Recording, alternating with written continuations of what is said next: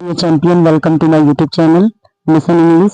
जैसा कि आप थंबनेल पे देख रहे होंगे, आज हम लोग ऑल PYQs करेंगे टेंस के, जो कि आपके प्रीवियस ईयर में आए हुए हैं, बहुत ही ज़्यादा इम्पोर्टेंट है। तो इसको डिस्कस करते हैं। आप बिना आंसर देखे पहले क्वेश्चंस करेंगे टेंस के, और हम NCERT बेस्ट एक्सप्लेनेशन करेंगे। ओके माय डियर चैंपियन, तो वीडियो को पूरा वॉच करिएगा, बहुत ही ज़्यादा इम्पोर्टेंट है, बहुत ज़्यादा इम्पोर्टेंट है। जैसा कि क्वेश्चन आपको दिख रहा होगा, एक मिनट। फर्स्ट क्वेश्चन आपको दिख रहा है, he there with his friend. तो ऑप्शन है shall be go, had gone, और थर्ड ऑप्शन है went, and D option, all option A B and C. तो आपको पता है कि शैल बी के बाद क्या आता है। शैल बी के बाद हम क्या लगाएंगे, बी के बाद हम B4 लगाते हैं, हैड के साथ हम B3 लगाते हैं, एंड वेंट। तो इसमें हम ऑप्शन क्या करेक्ट करेंगे, तो इसमें क्वेश्चन नंबर फर्स्ट का जो ऑप्शन करेक्ट होगा, तो इसका जो ऑप्शन नंबर होगा वो ऑप्शन नंबर सी हो जाएगा। हम ऑल ऑप्शंस को करेक्ट कर सकते थे अगर यहाँ पे बी के बाद B4 होता, तो यानी कि गोइंग होता, सेल भी गोइंग होता, तो हम जरूर ए बी और सी तीनों को करेक्ट करते, क्योंकि हैड के बाद B3 तो आया है, गो वेंट गॉन, बट ये जो ऑप्शन नंबर ए है वो करेक्ट नहीं है, इसलिए हमारा जो आंसर हो जाएगा वो वेंट हो जाएगा, यानी कि सी। तो क्वेश्चन नंबर फर्स्ट का जो आंसर होगा वो सी हो जाएगा। नेक्स्ट क्वेश्चन को देखते हैं। देखिए आपका क्वेश्चन नंबर फर्स्ट का आंसर सी है। नेक्स्ट क्वेश्चन देखते हैं, the boys before he entered, एक मिनट बता रही हूँ, he entered the class. Option number A है गोज, बी वेंट, और हैड गोन है, और विल बी गोइंग है। आपको चारों ऑप्शन दिख रहे होंगे।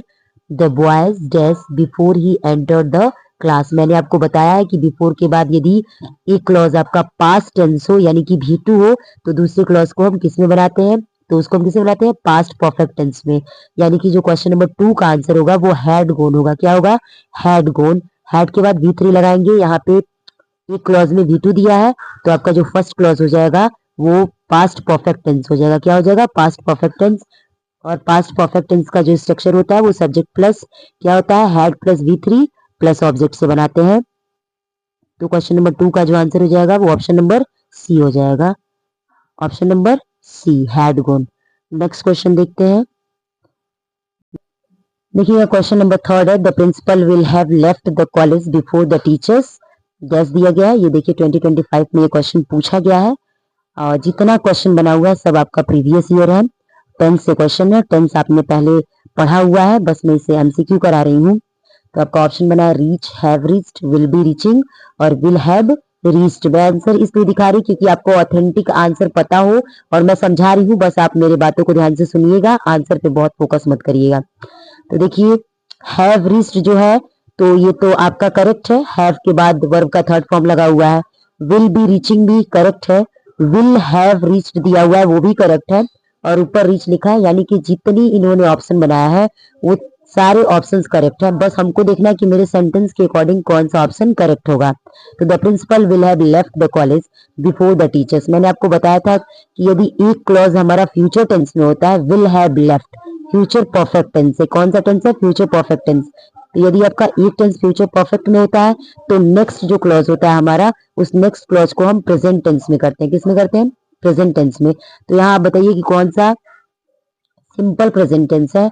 तो आपका सिंपल प्रेजेंट टेंस हो जाएगा रीच। क्या होगा, रीच, यानी कि क्वेश्चन नंबर थर्ड का जो आंसर होगा वो रीच हो जाएगा, REACH, रीच मतलब पहुंचना। The principal will have left the college before the teachers reach. Next question आपका है, we dash in the park in the evening. देखिए प्लेट, प्ले, हैड प्लेट, और ऑल आर करेक्ट। तो इसमें क्या होगा, we dash in the park in the evening. तो इसका जो ऑप्शन करेक्ट हो जाएगा वो आपका बी करेक्ट होगा, क्योंकि इन द इवनिंग के सेंस से हम ये जान पा रहे हैं कि ये लगभग प्रेजेंट टेंस हमारी रेगुलर यूजेस की चीजें हैं। और आपको पता होगा कि रेगुलर यूजेस की चीजों को आपने किसमें पढ़ा हुआ है, तो रेगुलर यूजेस की चीजों को आपने प्रेजेंट इंडेफिनिट टेंस में पढ़ा हुआ है। उसी में आपने हैबिचुअल एक्शन पढ़ा है, डेली रूटीन पढ़ा है, रेगुलर यूजेस को पढ़ा हुआ है। तो ये वहीं से बना है कि हम सब पार्क में शाम में खेलते हैं, यानी कि हमारे डेली हैबिट को दिखा रहा है। तो इसका ऑप्शन नंबर जो हो जाएगा बी करेक्ट होगा, प्ले। ठीक है, और वी जो है हमारे प्लूरल के साथ हमेशा कौन सा वर्ब आता है, तो प्लूरल के साथ V1 आता है, इसलिए हमारा ऑप्शन नंबर बी करेक्ट हो जाएगा। अब नेक्स्ट क्वेश्चन नंबर 5 को देखते हैं। They dash in the park in the time in the evening. Question number 5 क्या है, they dash in the park in the evening. ये शायद लग रहा है कि क्वेश्चन रिपीट हो गया है, देखिए 2025 में आया हुआ है। इसका भी जो आंसर बनेगा प्ले बनेगा।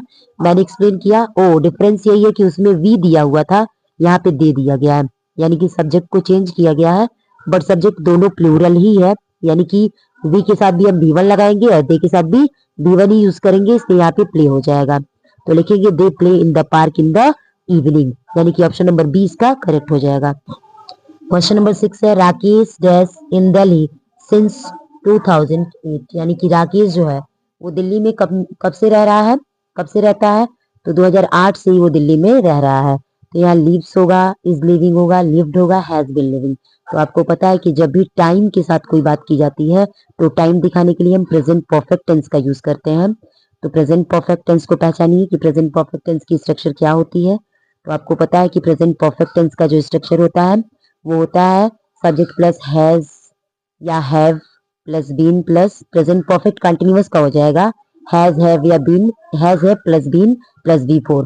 और प्रेजेंट परफेक्ट का होता है हैज हैव प्लस वर्ब का थर्ड फॉर्म। तो इसमें आपको हैज हैव और वर्ब का थर्ड फॉर्म कहीं नहीं दिख रहा है, यानी कि आपको दिख रहा है हैज बीन लिविंग, यानी कि has have plus been plus V4, यानी कि जो ऑप्शन नंबर करेक्ट हो जाएगा वो क्वेश्चन नंबर 6 का जो आंसर करेक्ट होगा वो ऑप्शन नंबर डी करेक्ट हो जाएगा, has been living. Next question number 7 को देखते हैं। आप एक बार पूरे वीडियो को वॉच कर लीजिए, आपका बोर्ड एग्जाम तक के लिए टेंस का डर खत्म हो जाएगा। टेंस दोबारा आपको पढ़ने की जरूरत नहीं पड़ेगी, यहीं से आपका रिवीजन चल रहा है। आपको भी पता है कि प्रैक्टिस मेक्स परफेक्ट, प्रैक्टिस ही आपको परफेक्ट बनाएगा। थियरी चाहे कितना भी पढ़ोगे बट प्रैक्टिस करने से ही आप परफेक्ट बनोगे। इसलिए मैंने आपको बताया भी था ऑलरेडी कि एक टॉपिक का कम से कम आप 50 क्वेश्चन आप रिवीजन करके प्रैक्टिस करके जाइए एग्जाम हॉल में। भले उसे एक ही क्वेश्चन आने वाले हैं, 2 ही क्वेश्चन आने वाले हैं, अगर रिवीजन रहेगा तो वहां एक भी क्वेश्चन गलत करके नहीं आएंगे। और 20 मार्क्स में हमको 20 आउट ऑफ 20 लाना है, उसके बाद हम लोग आगे की तैयारी कर लेंगे, जो हमारा 50 मार्क्स बचता है। ठीक है, तो क्वेश्चन नंबर 7 है, Rama was punished for, noise लिखा हुआ है, मेक मेड मेकिंग मेक्स। ये देखिएगा क्वेश्चन थोड़ा सा एकदम डिफरेंट है, टेंस का ही क्वेश्चन है लेकिन डिफरेंट है। ऑलरेडी आपको वर्ब दे दिया गया, वर्ब का फॉर्म दे दिया गया।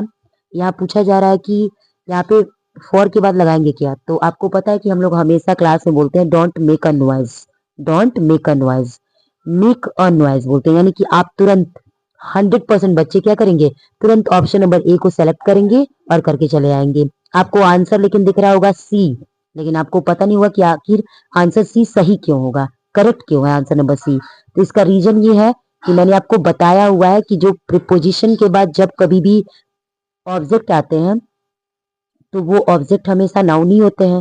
प्रीपोजिशन के बाद हमेशा ऑब्जेक्ट आएगा और जब वो ऑब्जेक्ट आता है तो वो हमेशा V4 में आता है। किस में आता है, V4 में आता है। V4 क्या होता है, V4 हमेशा जिरंड होता है, इसलिए यहाँ पे हम फॉर मेकिंग नॉइज बोलेंगे। अगर प्रीपोजिशन फॉर नहीं रहता तो हम मेक अ नॉइज कर सकते थे, बट प्रीपोजिशन फॉर की वजह से हम यहाँ पे मेकिंग नॉइज बोलेंगे, यानी कि हम जिरंड का यूज करेंगे।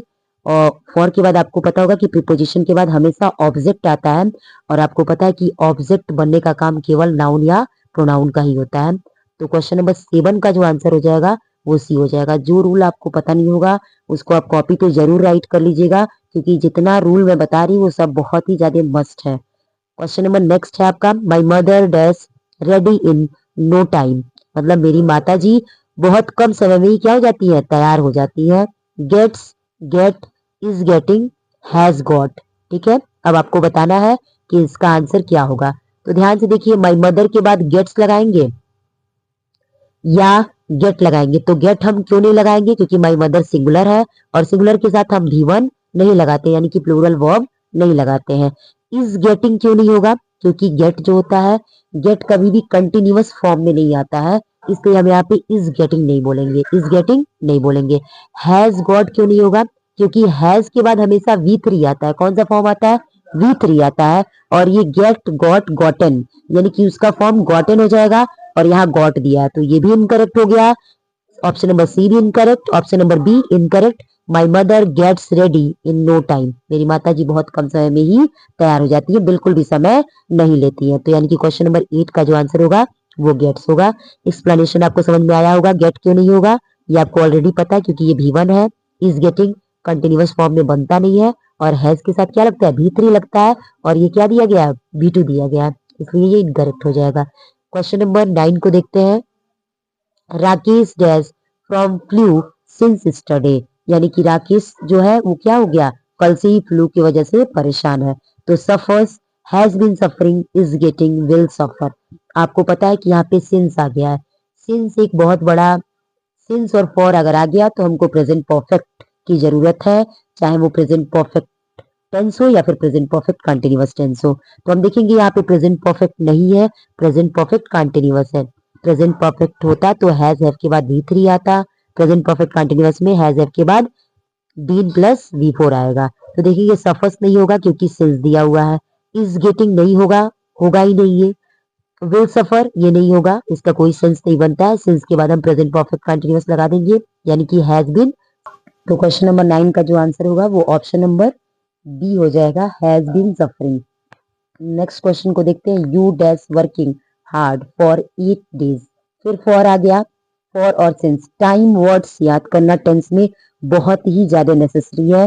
टाइम वर्ड्स लर्न करना और टेंस का स्ट्रक्चर लर्न करना, ये दो ही चीज है जो आपका जाकर के वहां पे सेंटेंस जो भी होगा टेंस के क्वेश्चन होंगे उसको करेक्ट कराएगा। तो टाइम वर्ड्स देखिए आपको फॉर दिख गया, क्या दिख रहा है फॉर, यानी कि अब आपको प्रेजेंट परफेक्ट टेंस की जरूरत है, या वो प्रेजेंट परफेक्ट कंटिन्यूअस या प्रेजेंट परफेक्ट। तो आप देखेंगे यहाँ पे दिया हुआ you dash working hard for 8 days, यहाँ वर्किंग आ गया यानी कि V4 ऑलरेडी आया हुआ है।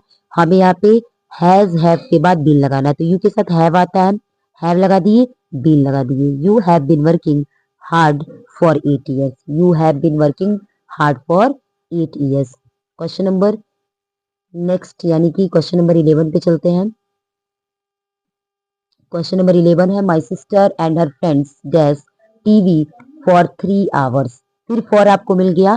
लगभग क्वेश्चन यानी कि बोर्ड एग्जाम को लगता है ऐसा कि बोर्ड को ये प्रेजेंट परफेक्ट टेंस काफी पसंद आते हैं इसलिए वो बार बार दिए हैं और सारे प्रीवियस ईयर है, बार बार उन्होंने प्रेजेंट परफेक्ट से क्वेश्चन दिया हुआ है। My sister and her friends, यानी कि my sister and her friends ये क्या हो गया प्लूरल हो गया। अब हमें प्लूरल वर्ब भी चाहिए। आर वॉचिंग क्यों नहीं होगा क्योंकि फॉर आया हुआ है, आर नहीं करेंगे, वॉच नहीं कर सकते, और फॉर आ गया। प्रेजेंट परफेक्ट को ढूंढ लीजिए, पहला ही ऑप्शन है हैव बीन वॉचिंग, यानी कि हैज है बीन प्लस V4 लगाते हैं। तो क्वेश्चन नंबर 11 का आंसर ए हो जाएगा। क्वेश्चन नंबर नेक्स्ट देखते हैं 12। Tina was dash by her mother, Tina was dash by her mother. Option scold, scolded, scold, scolding. Tina was के बाद क्या लगाएंगे। अब आपका यहाँ पे वॉइस से क्वेश्चन आ गया। वॉइस आपने पढ़ा हुआ है active voice and passive voice. वहां पे देखते हैं कि जब कोई भी चीज रिसीवर पे आ जाती है, सब्जेक्ट हमारा रिसीवर का काम करने लगता है, तो हम is am are was work के बाद हमेशा V3 का यूज करते हैं। यानी कि टीना यहाँ पे रिसीवर है और टीना को क्या, टीना वॉज स्कॉल्डेड मतलब उसको पीटा डांटा जाता है उसकी मदर के द्वारा, ठीक है, बाई हर मदर। ये वॉइस से क्वेश्चन है यानी कि टेंस से ही है, बट यहाँ पे वॉइस की याद दिला रहा है आपको कि हम वॉइस के बाद V3 लगाएंगे यानी कि स्कॉल्डेड। तो Tina was scolded by her mother, Tina को अपने माता जी के द्वारा उसे डांटा गया। ठीक है, क्वेश्चन नंबर नेक्स्ट देखते हैं। Question number 13। राजधानी एक्सप्रेस है जस्ट डैश एट प्लेटफॉर्म, क्या लगाएंगे।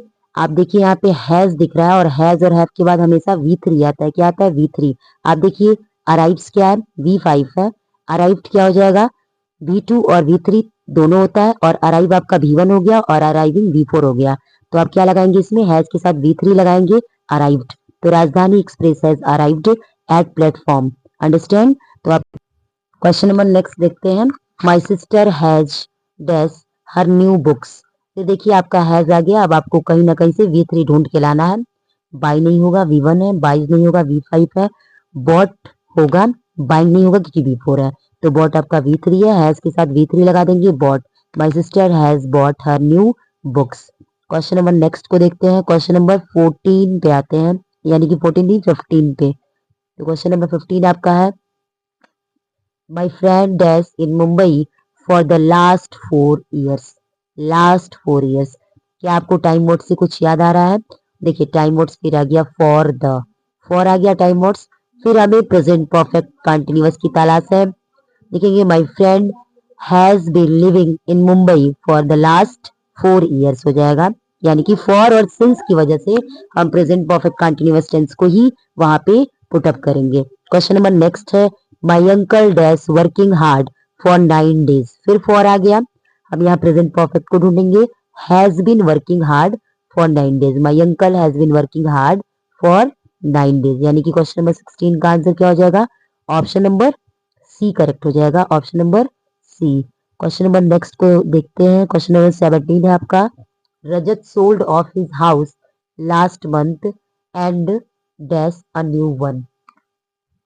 देखिएगा थोड़ा सा ये जो इसका लेबल है वो थोड़ा ठीक ठाक है। मैंने बताया था कि जब दो क्लॉज में सेंटेंसेस आएंगे तो आपको ध्यान देना पड़ेगा कि जो फर्स्ट क्लॉज हमारा दिया गया है वो किस किस में दिया गया है। फर्स्ट क्लॉज में तो हमें कुछ फिल नहीं करना है, तो वो किस टेंस में है?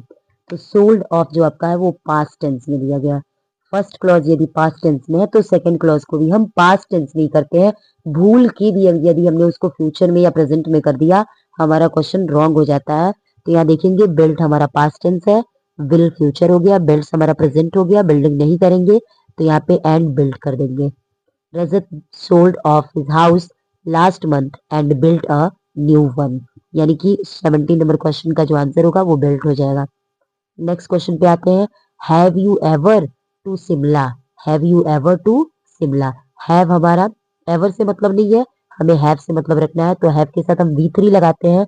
तो V3 देखिएगा, बी जो होता है बी, बीइंग और बीन, इनमें से आपको बताना है कौन सा V3 होता है। तो हमेशा जो बीन होता है वो वर्ब का थर्ड फॉर्म होता है, बीन जो होता है वो वर्ब का थर्ड फॉर्म होता है। तो यहाँ पे हम हैव के साथ बीन लगाएंगे, हैव के साथ क्या लगाएंगे? बीन लगाएंगे। वैसे भी आप देखते होंगे कि बी का जो यूज होता है वो सेल और विल के साथ होता है, हैव के साथ तो कभी आपने देखा नहीं है।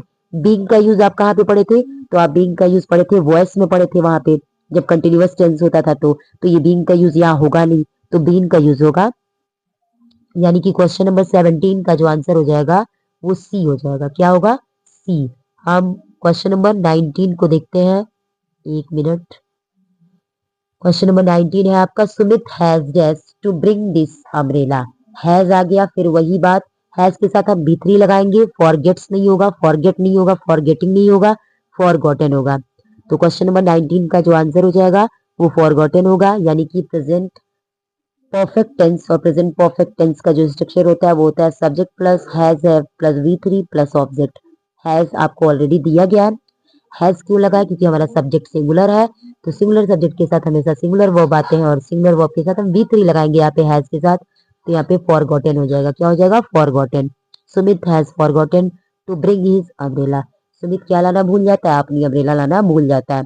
मैं यहाँ हिंदी इसलिए नहीं बता रही कि बहुत सारे बच्चे पहले ही बहुत ज्यादा पैनिक हो जाते हैं कि मैं इंग्लिश का मतलब हिंदी अर्थ नहीं निकाल पाती तो मेरे से क्वेश्चन नहीं हो पाएंगे। आपको पैनिक नहीं होना है, अगर आप केवल इंग्लिश टू इंग्लिश जानते हैं तो भी पेपर में कोई दिक्कत नहीं होने वाली है। आपको यहाँ अर्थ निकालने से बहुत मतलब नहीं है। अगर टेंस के रूल्स आपको लर्न है तो आपको अर्थ निकालने का कोई बहुत बड़ा मतलब नहीं है। आप हैज के साथ वर्ब का थर्ड फॉर्म लगाइए, आपका क्वेश्चन करेक्ट हो गया। तो यानी कि Sumit has forgotten to bring this umbrella. Question number next देखते हैं, Ritu dash for Delhi study.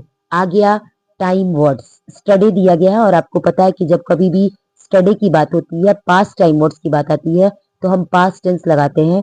यहाँ पे रितु के साथ हम क्या लगाएंगे? Left for Delhi study.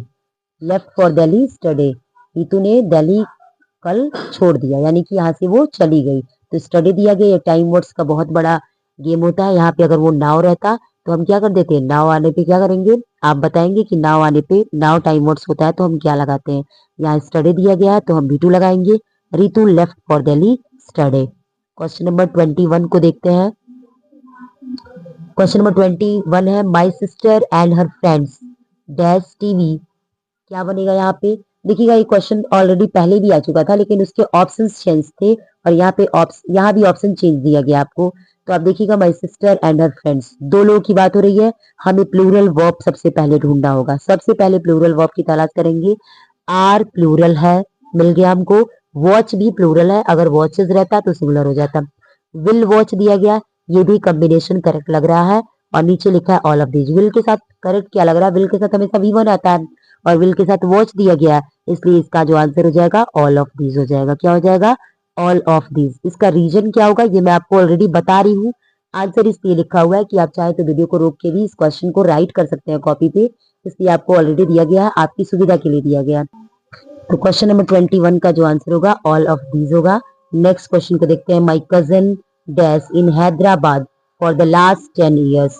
मेरी जो कजन है in Hyderabad for the last 10 years. फिर हमें फॉर मिल गया, हमें प्रेजेंट परफेक्ट कंटिन्यूअस टेंस की तलाश करनी पड़ेगी और प्रेजेंट परफेक्ट कंटिन्यूअस टेंस का स्ट्रक्चर हैज या हैव बीन प्लस V4 लगा देंगे। तो देखेंगे यहाँ दिया गया है lives, is living, will live, lives नहीं होगा, B5 यानी कि प्रेजेंट टेंस बताता है, is living present continuous tense बताएगा, विल लिव क्या बताएगा? फ्यूचर इंडेफिनिट बता देगा, हैज बीन लिविंग बताएगा प्रेजेंट परफेक्ट कंटिन्यूअस टेंस। तो my cousin has been living in Hyderabad for the last 10 years. ठीक है, क्वेश्चन नंबर 22 का जो आंसर हो जाएगा वो हैज बीन, क्या हो जाएगा? Has been living. नेक्स्ट देखते हैं क्वेश्चन नंबर 22। क्वेश्चन नंबर 23 आ गया, 22 आपका शायद हो चुका है माय कजन। हाँ 23 देखते हैं। क्वेश्चन नंबर 23 है she has been dash since last night. Since आ गया, लास्ट नाइट दिया गया। देखेंगे ऑप्शन है स्लीपिंग, स्लीप, स्लीप्स और स्लेप्ट। हैज बीन ऑलरेडी दिया गया है यानी कि प्रेजेंट परफेक्ट कंटिन्यूअस टेंस लाना है और हैज बीन के बाद V4 आता है। हम स्लीप नहीं करेंगे, स्लिप्स भी नहीं करेंगे, स्लेप्ट भी नहीं होगा। स्लिप क्या हो गया? स्लिप क्यों नहीं करेंगे? क्योंकि स्लिप हमारा V1 है, स्लिप्स V5 है, स्लेप्ट V3 है और स्लीपिंग V4 है। हमें बीन के बाद V4 ही लगाना होता है, इसलिए she has been sleeping since last night. Question number 24 देखते हैं। Question number 24, his toys dash stolen last week. His toys that stolen last week. Last week आया है, लास्ट वीक यानी कि टाइम वर्ड से आप कुछ पहचान पा रहे होंगे कि आप यहाँ पे कौन सा टेंस लगाएंगे, विल बी, आर, वर और हैव बीन। तो यहाँ पास्ट टेंस आप लगाएंगे क्योंकि यहाँ पे लास्ट दिया गया, लास्ट वीक। तो लास्ट की बात हो रही है, स्टडी की बात होगी, हम पास्ट टाइम वर्ड्स को ढूंढने का कोशिश करेंगे, पास्ट टेंस को ढूंढेंगे। तो यहाँ पे देखिएगा विल फ्यूचर है, आर प्रेजेंट हो गया, हैव बीन भी प्रेजेंट परफेक्ट हो गया, वर हमारा करेक्ट आंसर हो जाएगा यानी कि his toys were stolen last week. Question number 25 को देखते हैं। Raj will not play football as he. Raj will not play football as he. देखेंगे एज से जुड़ा हुआ है यानी कि दो क्लॉज की बात हो रही है और विल नॉट दिया गया, विल आया है यानी कि एक क्लॉज फ्यूचर टेंस है। नेक्स्ट क्लॉज को हम किससे बनाएंगे? आप ऑलरेडी जानते हैं कि नेक्स्ट क्लॉज जो होगा हमारा वो सिंपल प्रेजेंट टेंस हो जाएगा। तो Raj will not play football as he is ill, is ill हो जाएगा। तो यानी 25 नंबर क्वेश्चन का जो आंसर हो जाएगा वो ऑप्शन नंबर ए हो जाएगा। क्या हो जाएगा? Option number A. तो क्वेश्चन नंबर 25 का आंसर हम ऑप्शन नंबर ए कर देंगे। नेक्स्ट क्वेश्चन को देखते हैं। Do not go out until your parent back. Do not go out until your parent back. ये भी हमारा क्वेश्चन दो क्लॉज से ही जुड़ा हुआ है। एक क्लॉज आपका कंप्लीट है, दूसरे क्लॉज को आपको कंप्लीट करने को बोला जा रहा है। तो do not go out until your parent back. देखेंगे कि बाहर तब तक नहीं जाना है जब तक कि आपके पेरेंट्स आ नहीं जाते हैं।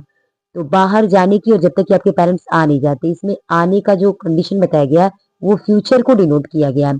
तो जब हमारा एक क्लॉज फ्यूचर में होता है तो दूसरे क्लॉज को हम प्रेजेंट टेंस में कर देते हैं, इसलिए जो यहाँ आंसर बनेगा वो आपका कम्स बनेगा यानी कि ऑप्शन 26 का जो आंसर हो जाएगा वो ऑप्शन नंबर बी हो जाएगा, कम्स।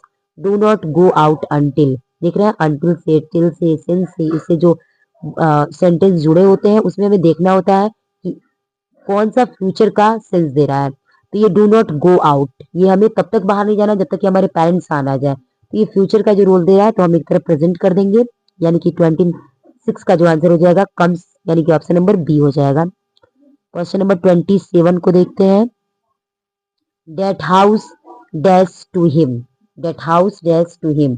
आपको मैंने प्रेजेंट इंडेफिनिट पढ़ाते हुए बताया था कि प्रेजेंट इंडेफिनिट हैबिचुअल एक्शन बताता है, डेली रूटीन बताता है, यूनिवर्सल ट्रुथ बताता है, उसके साथ वो हमारे पोजीशन के बारे में बताता है यानी कि हमारा अधिकार बताता है। तो देखेंगे यहाँ पे हमारे अधिकार की बात होगी कि that house belongs to him यानी कि इस घर पे मेरा अधिकार है, मेरा नहीं उसका अधिकार है, टू हिम लिखा गया है। तो यानी कि क्वेश्चन नंबर 27 का जो आंसर हो जाएगा वो ऑप्शन नंबर ए हो जाएगा, belongs. That house belongs to him. Question number next को देखते हैं 28। 28 का क्वेश्चन लिखा गया कि we dash the show for 3 hours. देखिए हमें एक टाइम वर्ड्स मिल गया फॉर, और सिंस ऑफ फॉर के लिए हम कौन सा टेंस यूज करते हैं, तो प्रेजेंट परफेक्ट कंटिन्यूअस टेंस को यूज करेंगे। तो देखिए लिखा गया प्रेजेंट परफेक्ट को ढूंढिए। वॉच आपका क्या हो जाएगा, present tense, are watching present continuous, will watch आपका हो जाएगा future present tense, future tense sorry future tense, and जो आपका हैव बीन वॉचिंग हो जाएगा वो फ्यूचर परफेक्ट टेंस हो जाएगा। तो हम लिखेंगे we have been watching the show for 3 hours. ठीक है, हमें काम ज्यादा करना है अपने टाइम वर्ड्स पे। किस पे काम करना है, टाइम वर्ड्स पे। हमें टाइम वर्ड्स लर्न होने चाहिए, और दूसरा हमें अगर टेंस का पता चल गया कि हमें कौन सा टेंस फिल करना है, तो उसका स्ट्रक्चर भी हमें एकदम क्लियरली एग्जैक्टली पता होना चाहिए, तभी हम उसे कर पाएंगे। अगर हमें टेंस का स्ट्रक्चर भूल गया तो टेंस पहचानने के बावजूद भी हम गलत कर देंगे। Understand my dear champion. तो देखिए क्वेश्चन नंबर 29 है, the naughty girl ran away as she afraid of punishment. The naughty girl ran away, ran ध्यान दीजिएगा, रन रैन, रैन दिया गया यानी कि पास्ट की बात हो रही है। एक क्लॉज पास्ट में हो तो दूसरे क्लॉज को पास्ट में कर देते हैं, यानी कि इज प्रेजेंट हो गया, विल बी फ्यूचर हो गया, नन ऑफ दीज देख ही रहा है, वॉज को देखिए आपका पास्ट हो गया। तो लिखेंगे the naughty girl ran away as she was afraid of punishment. Question number 30 को देखते हैं, he would have dash suicide, commit, commits, committed and committing. Will would have दिया गया है, हैव के बाद V3 लाते हैं, हम कमिटेड लगा देंगे।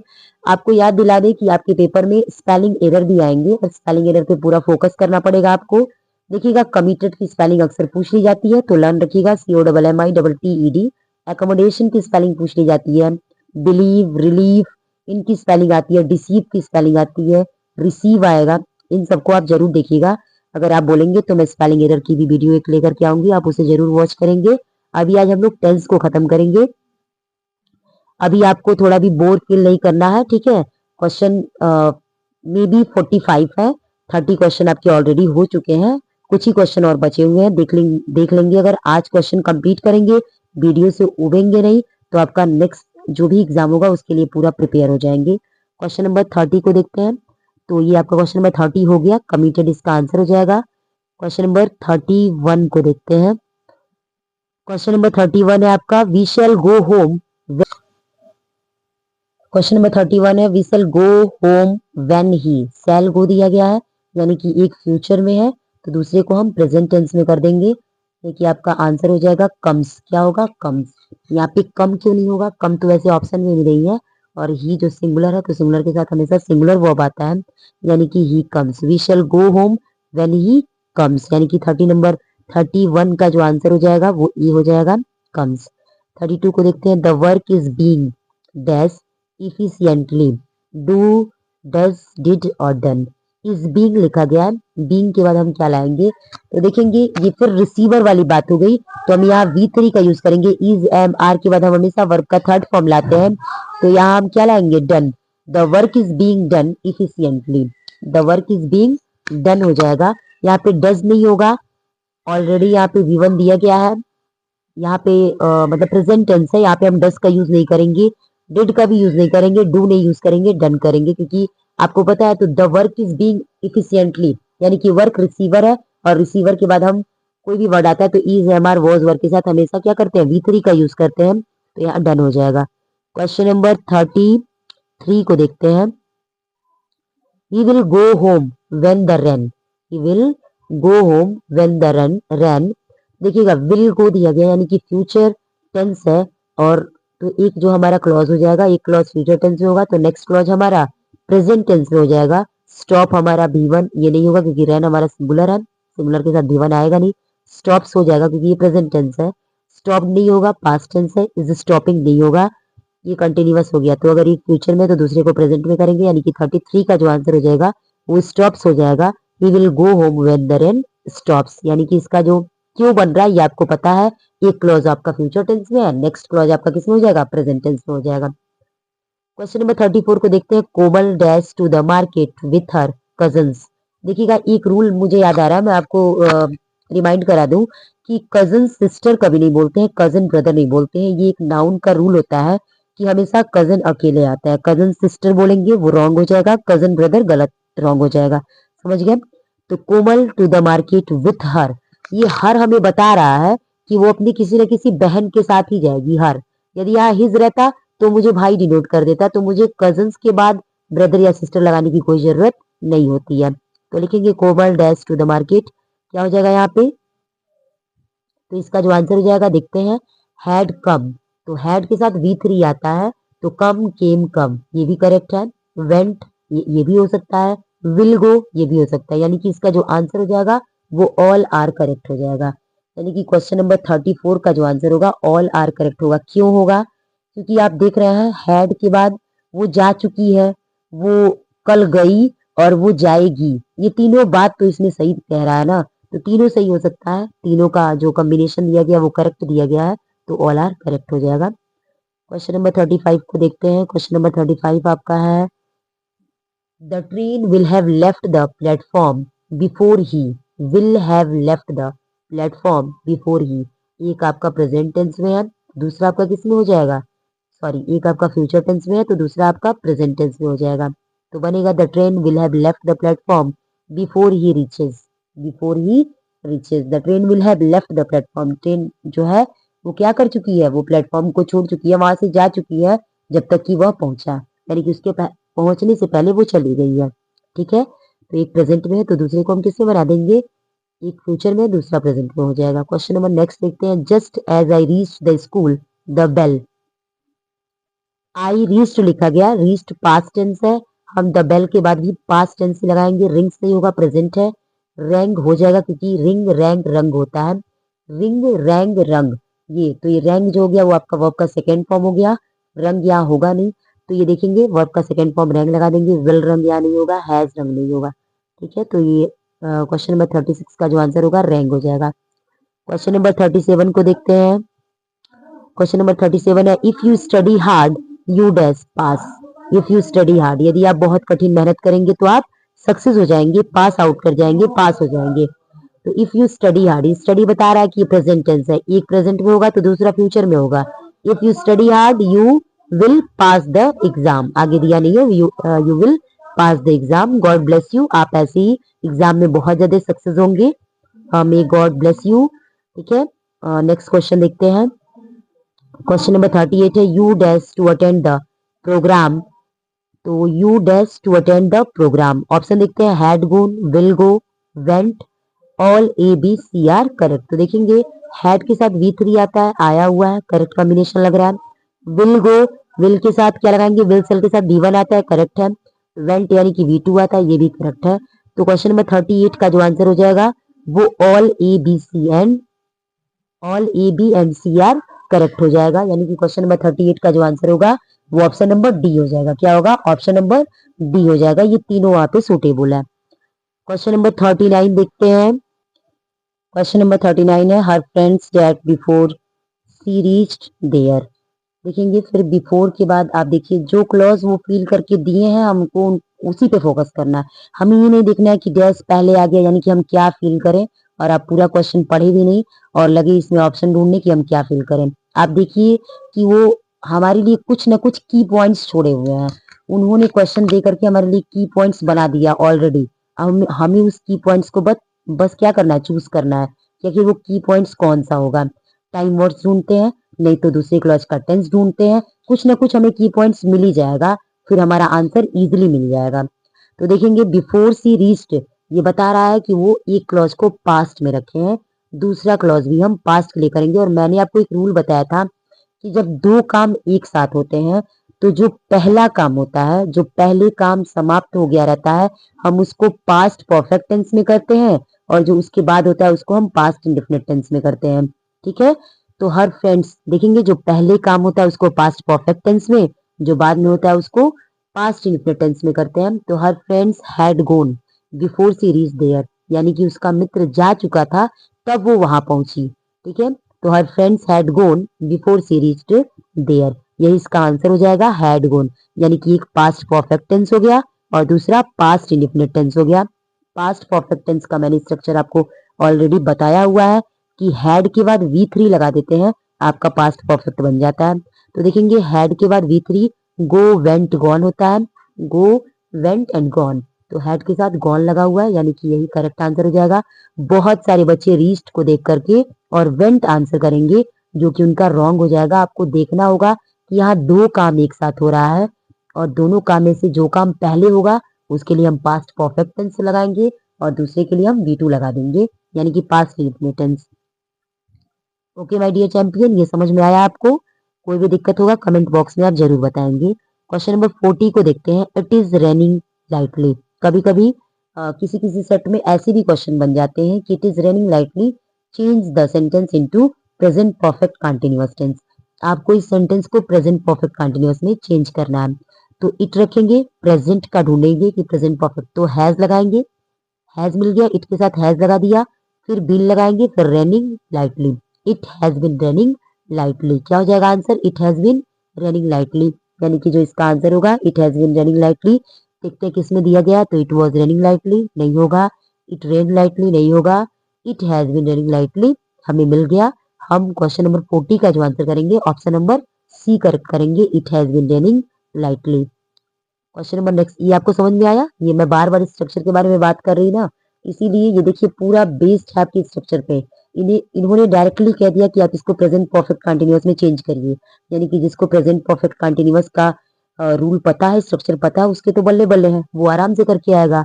उसके मार्क्स डेफिनेटली पहले से क्लियर है कि वो इसमें मार्क्स गेन कर रहा है। क्वेश्चन नंबर 41 को देखते हैं। क्वेश्चन नंबर 41 है, Mini has gone to school, change into future perfect tense. देखिएगा क्वेश्चन का पैटर्न थोड़ा सा चेंज हुआ है, इसको देखते हैं। ऐसे भी क्वेश्चन बने हुए हैं। फ्यूचर परफेक्ट टेंस, फ्यूचर के लिए मैंने बताया था क्या ढूंढना होता है, विल या शैल, तो मिनी के लिए विल ढूंढ लेते हैं। परफेक्ट के लिए हैज या हैव में से कोई एक ढूंढ लेंगे, ठीक है। उसके बाद आता है विल के बाद क्या लगाते हैं, हम हैव लगाते हैं। विल हैव, हैज यहाँ नहीं आता है फ्यूचर परफेक्ट टेंस में, तो विल हैव आपको मिल गया, फ्यूचर परफेक्ट टेंस मिल गया। तो Mini will have gone to school, Mini will have gone to school. देखते हैं, Mini will go to school नहीं होगा, ये सिंपल फ्यूचर है। हैड गोन, ये तो आपका पास्ट परफेक्ट हो गया। विल बी गोइंग, ये तो आपका फ्यूचर कंटिन्यूअस टेंस हो गया। विल हैव गोन हमें मिल गया फ्यूचर परफेक्ट टेंस। कौन सा टेंस मिल गया? Future perfect tense. और उन्होंने बोला भी था कि आप इसको फ्यूचर परफेक्ट टेंस में चेंज करिए, यानी कि क्वेश्चन नंबर 41 का जो आंसर हो जाएगा वो ऑप्शन नंबर डी हो जाएगा, Mini will have gone to school. Question number 42 को देखते हैं। Raj is helpful to me, Raj is helpful to me, change into future indefinite tense. Future indefinite बनाना है, यानी कि हम सेल और विल को ढूंढ लेंगे, हमारा काम बन जाएगा। सेल विल के बाद बी भी लगता है, ठीक है। तो Raj will be helpful to me, Raj will be helpful to me. तो देखेंगे ऑप्शन ए है, राज वॉज हेल्पफुल, पास्ट हो गया नहीं बनाएंगे। राज हेल्प्स, प्रेजेंट हो गया नहीं बनेगा। Raj will be helpful to me, शायद आपका जो आंसर होगा यही होगा, future indefinite tense will be helpful to me, Raj will be helpful to me. तो 42 का जो आंसर हो जाएगा सी हो जाएगा।